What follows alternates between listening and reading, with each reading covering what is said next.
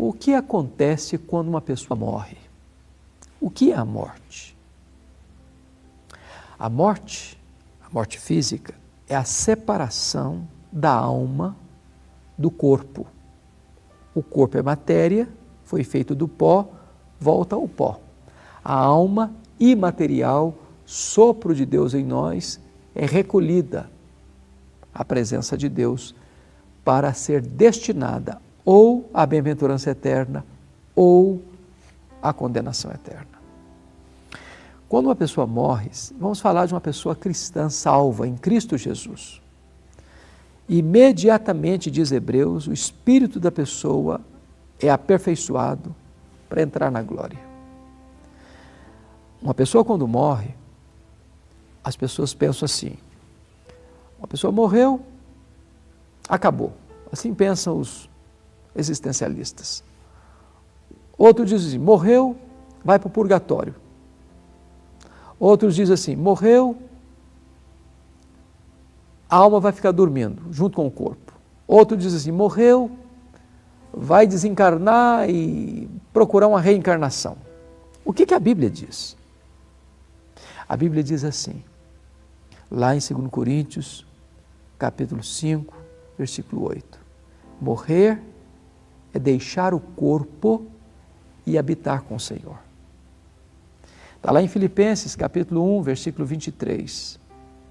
Partir para estar com Cristo é incomparavelmente melhor. De tal maneira que a alma ou espírito de um cristão salvo em Cristo, quando ele morre, a sua alma vai imediatamente para a presença de Deus e começa a desfrutar da bem-aventurança eterna. A alma sobrevive sem o corpo, ela tem consciência sem o corpo. Embora essa alma já esteja desfrutando das venturas do céu, a plenitude da bem-aventurança ainda não está completa, porque o corpo ainda está no pó, aguardando o dia da ressurreição. Quando Jesus voltar, esta alma glorificada vem com Jesus e esse corpo ressuscita, incorruptível, imortal, poderoso, glorioso, espiritual, celestial, semelhante ao corpo da glória de Cristo, e se une a esta alma, e então a glorificação é plena e desfrutaremos das bem-aventuranças pelo desdobrar da eternidade. Uma pessoa ímpia morreu, ela não creu em Jesus. Imediatamente a sua alma também vai para o inferno. Está lá em Lucas 16. E começa a sofrer as agruras da penalidade eterna. Esta pessoa também, quando Jesus voltar, aquele corpo vai ressurgir dos mortos e vai se unir àquela alma que estava em tormento, de tal maneira que essa pessoa vai sofrer agora, com o corpo e com a alma, por toda a eternidade, as penalidades eternas. Ninguém mais falou sobre isso na Bíblia do que Jesus. Aqueles que negam as penalidades eternas estão na contramão do ensino de Jesus Cristo. Talvez você pense, mas isso é muito duro ouvir um negócio desse. Pois é melhor ouvir isso agora do que ter que ir para o inferno. Agora você tem chance de se arrepender. Agora você tem oportunidade de crer no Senhor Jesus e fugir da ira vindoura. Agora você pode voltar-se para Deus, que é rico em perdoar. E este Deus, cheio de graça e amor, vai acolher você, vai perdoar a você e vai dar a você a vida eterna, para que você tenha a garantia e certeza da sua salvação. O que é o espinho na carne do apóstolo Paulo? Ele fala sobre esse assunto lá na sua segunda carta aos Coríntios, capítulo 12, a partir do verso 7, que foi posto nele um espinho na carne, mensageiro de Satanás, para lhe esbofetear, a fim de que ele não se ensoberbecesse. E uma pergunta fica então no ar. Qual é a fonte desse espinho na carne? Deus ou Satanás? E eu queria levantar esse ponto para sua reflexão, porque algumas pessoas dizem que o espinho na carne de Paulo foi colocado por Satanás. Será isso verdade? E você vai perceber à luz do texto que não é possível que seja Satanás o causador desse espinho da carne. Porque o propósito do espinho da carne de Paulo foi para que ele não se ensoberbecesse diante da grandeza das revelações que tivera de ser arrebatado até o terceiro céu. Satanás não tem nenhum interesse em que você não seja uma pessoa soberba. Satanás tem interesse que você seja soberbo, orgulhoso, altivo, não humilde. Portanto, o propósito do espinho da carne de Paulo é para que ele fosse humilde. E esse propósito é santo, e esse propósito vem de Deus. Portanto, o espinho na carne de Paulo tem a ver com Deus e não com Satanás. Mas onde entra Satanás nessa jogada? Satanás usa, às vezes, as providências carrancudas do sofrimento na nossa vida para nos esbofetear. Para dizer o seguinte: será que Deus ama mesmo você? Por que você está passando por isso? Por que você está sofrendo? Por que a sua dor não cessa? Olha ao seu redor. Gente que não leva Deus a sério como você está levando, tem uma vida muito melhor que a sua. Essa é a maneira humilhante de Satanás esbofetear. Agora, é sabido, à luz de Gálatas capítulo 4, versos 14 a 16, que esse espinho na carne de Paulo era uma doença física. Alguns dizem, não, é porque Paulo não era casado, outros dizem, não, é porque Paulo era perseguido pelos judeus, não, é porque Paulo ele queria evangelizar o seu povo e não conseguiu, tanto êxito entre os judeus como teve entre os gentios. A Bíblia deixa clara em Gálatas 4 que Paulo foi pregar o evangelho pela primeira vez na Galácia por causa de uma enfermidade física. E ele vai chamar essa enfermidade física de espinho na carne. O que importa é que Paulo orou para que Deus o curasse. E Deus disse, não. A minha graça te basta. O meu poder se aperfeiçoa na fraqueza. Deus é o Deus que cura. Mas quando ele resolve não curar, ele tem um propósito no sofrimento, ele tem um propósito na dor, ele tem um propósito na enfermidade. É nos fortalecer, é nos encher do seu poder, porque o poder se aperfeiçoa é na fraqueza, e nós, portanto, podemos nos gloriar nas fraquezas, porque a graça de Deus nos é suficiente, a graça de Deus nos basta. A pornografia é um vício devastador. As estatísticas provam que 25% dos homens recorrem à pornografia. Homens solteiros e homens casados. A indústria pornográfica despeja um material devastador para as emoções, para a mente, para a alma, para a família, todos os dias, e movimenta um comércio de bilhões de dólares. Hoje, na internet, o assunto mais acessado é sobre sexo, e na sua vastíssima maioria, de maneira desregrada, desvirtuada, gerando nas pessoas uma espécie de adoecimento da alma e entorpecimento das emoções. É preciso alertar que a pornografia vicia e degrada. E há muitas pessoas hoje, mormente o público masculino, que vive escravo desse vício degradante. E as pessoas que se tornam prisioneiras nesse cipoal adoecem emocionalmente, corrompem-se moralmente. E aqueles que são casados comprometem a saúde do casamento. Hoje, nós vivemos no melhor dos tempos e no pior dos tempos. Ao toque de um dedo, Você pode colocar qualquer coisa que você quiser diante dos seus olhos. A internet está aí, com janelas para o mundo. E se você não tiver sabedoria, você pode fazer do seu computador a porta de entrada do inferno. Você pode fazer do seu computador a entrada para uma prisão sombria que vai destruir a sua alma, a sua mente, as suas emoções, a sua vida, o seu casamento, a sua família. A pornografia é nociva. O sexo é bom, é puro, é deleitoso, mas a desvirtuação do sexo é extremamente perigoso. É um mito e é uma grande mentira acreditar que aqueles que lançam mão da pornografia é que vão usufruir a beleza e a abundância da vida sexual. É o contrário, é o contrário. O sexo é para ser desfrutado de forma plena e maiúscula, num contexto de pureza e de santidade.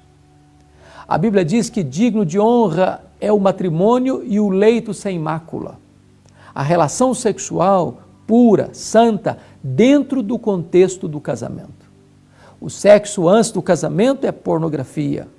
Ou melhor, o sexo antes do casamento é fornicação. E Deus condena essa prática. O sexo fora do casamento é adultério. E Deus condena essa prática. O sexo no casamento tem a bênção de Deus, com pureza, com santidade, com abundância de alegria e de felicidade. Fuja da pornografia, busque a pureza da sua mente e do seu coração. Uma radiografia da nossa sociedade. Quero fazer isso à luz do texto de Abacuque, capítulo 1, versos de 1 a 4. O mundo hoje está como que no estertor da morte. Estamos vivendo dias difíceis, amargos, onde o terrorismo internacional apavora as nações, onde as máfias criminosas orquestram de dentro das cadeias os mais horrendos crimes. As nossas cidades estão se transformando em arenas de morte. Rios de sangue correm pelas nossas ruas. O narcotráfico estende suas garras de morte e oprimem e matam precocemente a nossa juventude. Os valores morais estão sendo deteriorados. A ética está sendo banalizada. A família está sendo atacada com armas de grosso calibre. Estamos assistindo uma espécie de desconstrução dos valores que devam sustentar a sociedade. É nesse contexto de crise política, moral, econômica, religiosa, espiritual, institucional, que o profeta Abacuque tem uma palavra para o nosso coração. Esse profeta profetizou na véspera do terrível e amargo cativeiro babilônico, quando a sua nação, o povo de Deus, Israel, Judá, estava numa corrida frenética, acelerada rumo ao abismo. E o profeta vê o cenário da violência, da opressão, e ele ora a Deus, ele clama a Deus, e Deus fica em silêncio.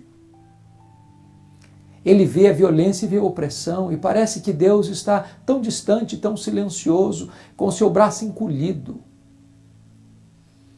Nesse momento, o profeta começa a afirmar algumas coisas soleníssimas. Ele diz assim: pois a destruição e a violência estão diante de mim.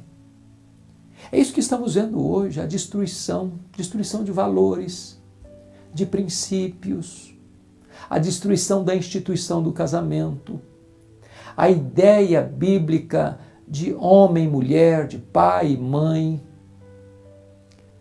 a desconstrução daquelas colunas, daqueles pilares, daqueles alicerces que devem manter a família e a sociedade de pé.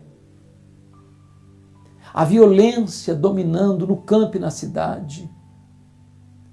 Vivemos hoje com medo de viver, com medo de sair de casa, com medo de levar nossos filhos para a escola, com medo de bala perdida. É a sociedade rendida ao crime. Quando o profeta olha essa cena e faz esse diagnóstico da sua sociedade, há mais de 2.500 anos, a sensação que você tem é que você está lendo a revista Isto É, a revista Veja, a Folha de São Paulo, Correio Brasiliense, que você está lendo um dos nossos periódicos. Ele diz assim: por esta causa a lei se afrouxa. O que nós estamos assistindo hoje? Parece-nos que o poder que deva fiscalizar, tanto o poder executivo quanto o legislativo, e fazer cumprir as leis, está perdendo o seu poder. Olha mais o que ele diz: a justiça nunca se manifesta.